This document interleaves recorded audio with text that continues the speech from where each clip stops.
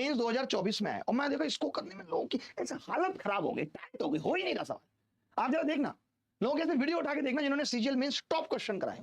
जब top question करा रहे तो दिमाग में टॉप लेवल का होना चाहिए। किसी स्थान की जनसंख्या 2016 से 2018 तक 6% की दर से बढ़कर 50,000 हो गई। वार्षिक दर है, हर साल 6%। अगले 3 वर्षों तक वृद्धि इसी प्रकार जारी रही।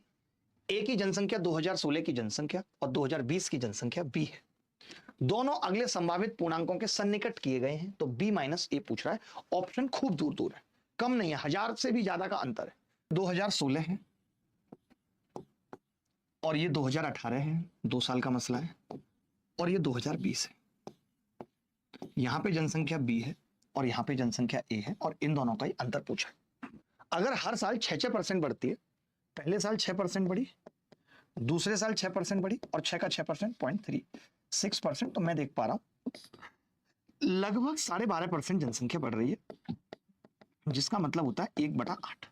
ये मतलब होता है, अगर दोस्त मैं इसका गैप निकाल दूं, इसका यहां से यहां तक का कितना गैप है और इसका यहां से यहां तक का कितना गैप है, अगर मैं ये निकाल दूं तो दोनों गैप को जोड़ दूंगा।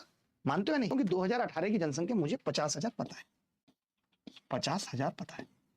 आपने ये कहा समझना कि जनसंख्या 2 साल में 1/8 बढ़ रही है, यानी 8 से 9 हो रही है 2 साल में।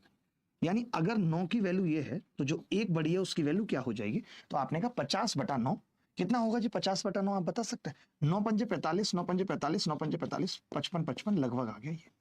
सही है।